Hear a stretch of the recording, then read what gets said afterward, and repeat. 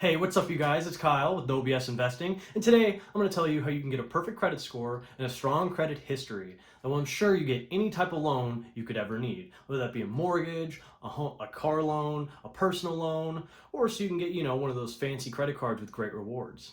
Now, not everyone realizes, but there's actually three types of credit. So there's revolving credit, there's installment credit, and there's open credit.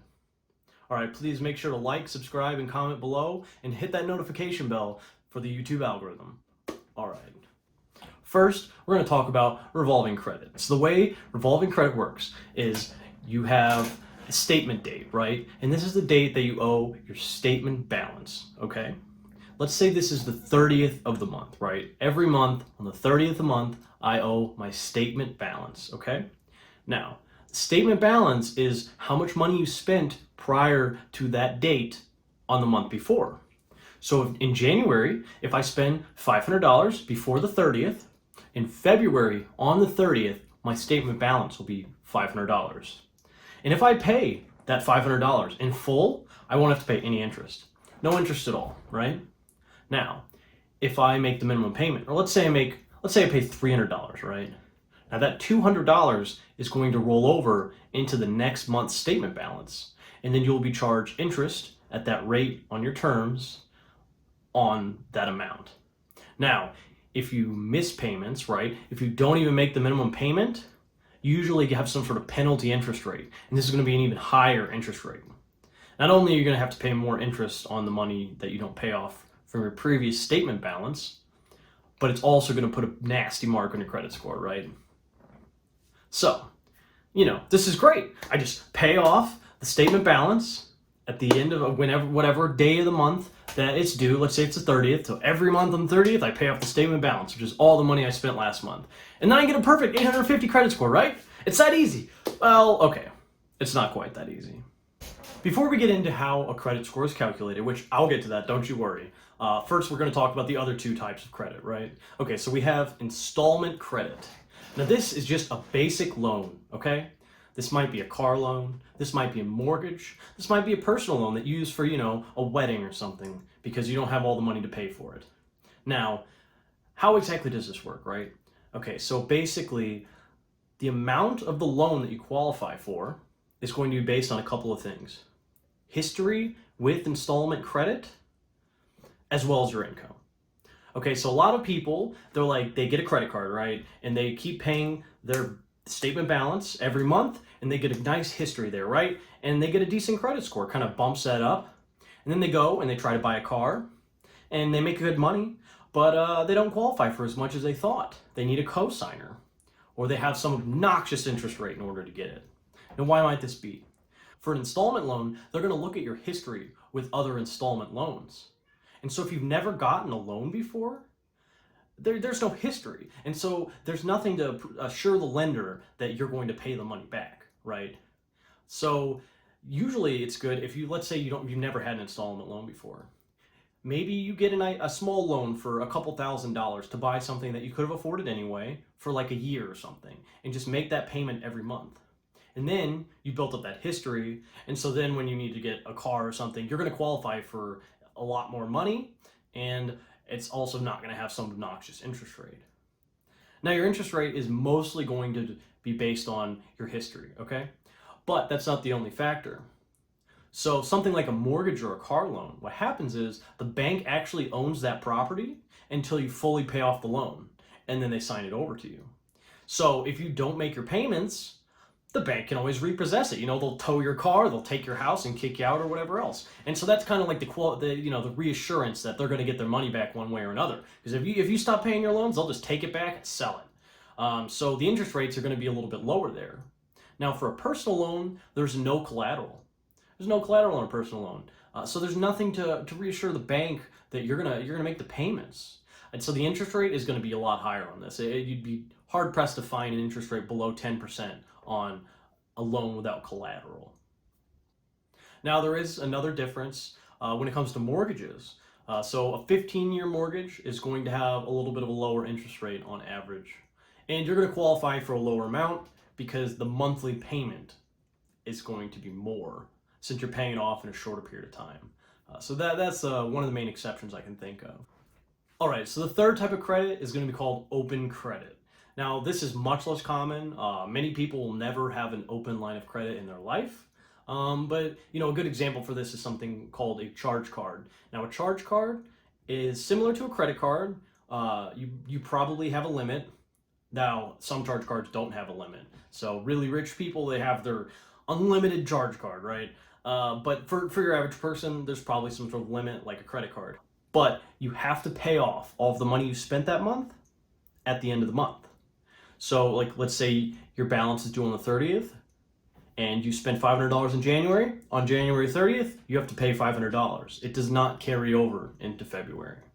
Now, most of you will probably never have to deal with this.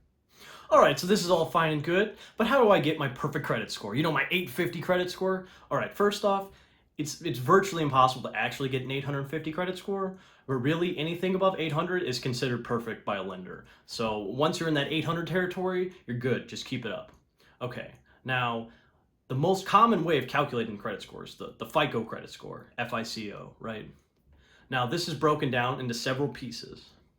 And the first piece of the FICO credit score is credit history. And this makes up the biggest piece of the pie at 35%. And so this is a huge area where you can build up credit by being good, or you can ruin your credit score by screwing up. Your credit history is going to be a couple of things. It's going to be all of the loans and the lines of credit, credit cards, whatever else you've had. And it's also going to be, hey, have I been paying these on time? Because they can look back and they can see every loan payment you've made with your credit report.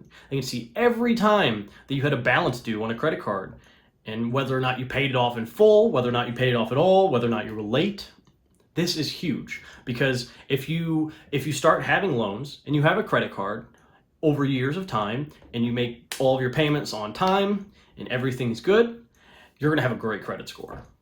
But if you screw up and you miss your payments, it's going to really put a damper on your credit score. Since it's such a large percentage, it's easy to kind of sway it up and down. All right, the next biggest piece of the pie is going to be amount owed. And this is 30% of your credit score. And so basically, this is how much you owe on your loan, and this is also how much you owe on your credit card.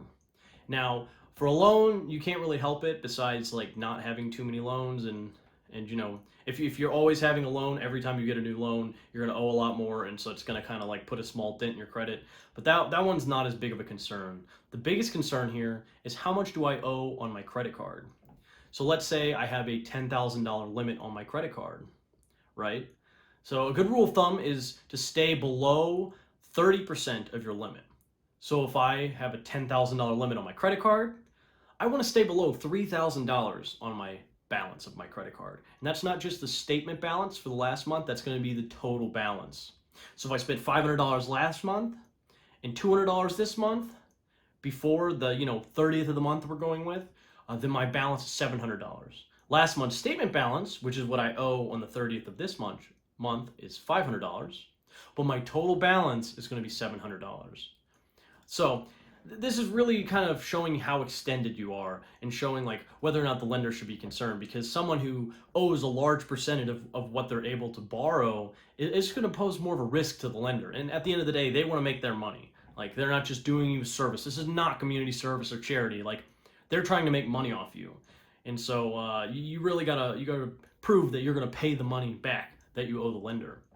So if you stay below this 30% mark, then everything's going to be great. Now, one thing you can do to help out is, let's say you're constantly going above this 30% mark, and you check your budget, and these are just expenses. Like, you're not just blowing money left and right. You actually need to spend this much money, and you want to put it on the credit card because maybe you want to build some credit history, and maybe you have some good rewards, and you want to get cash back. You could open an additional credit card and split up the money that you spend on both of those credit cards. So, let's say $10,000 limit. Let's say I've been spending $5,000 a month. If I split that across two credit cards that both have that $10,000 limit, then each one's at 25%. And so overall, I'm going to be at 25% of what is available to be loaned to me and what I'm able to spend. And so you're going to stay below that margin. Now, you have to be careful with this because every time you get a credit card, it's going to put a little dent on your credit score. And also, like, you can get into a lot of trouble if you have too many credit cards and you just don't know what to do. You lose track of it and you can spend way more money than you anticipated very quickly. So be very careful, but that is one way to go ahead and work with this. All right, the next piece of the pie at 15% is going to be the length of credit history. And so this is going to be a couple of things, right? One, let's go back to the credit cards, right? Okay, this is going to be how long has my account been open? If I've had a credit card for 5 years, then that's going to look good. Now, if I open a second credit card to keep my balances lower, now that second credit card has a really low length of history, right? And so this is going to negatively impact you.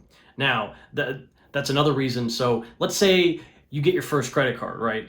And it's a secured credit card, and you have no rewards, no perks, no cash back, whatever else in that credit card, because that's the one you could get with your credit history at the time and your credit score. And so you got it, right? And you built up some history. And now you qualify for that new fancy card with 5% rotating cash back, right? And you're like, hey, I want to get more money back. I'm already spending the money. May as well get more money for it.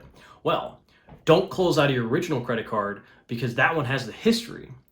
Because if you do that, then your overall credit history is going to be like a shorter term. And so instead, keep that original credit card and, maybe once a month, buy something with it, spend $5, whatever else, just to keep it so they don't close out the account. But you want that history in there, right? You want to keep those accounts that have been open for a while. And then you want to, keep your other cards for a while, so that way you're going to build up history on them. This is also going to be, someone who has, someone who's in their 50s and has a mortgage, and they've had credit cards and loans and stuff for 30 years, they're going to have a much longer credit history that the lender can look at to see, hey, have they been really good with their money? Versus someone who's just turned 18 and they just opened a credit card. They're going to have almost no credit history at all. So that's also another part of it.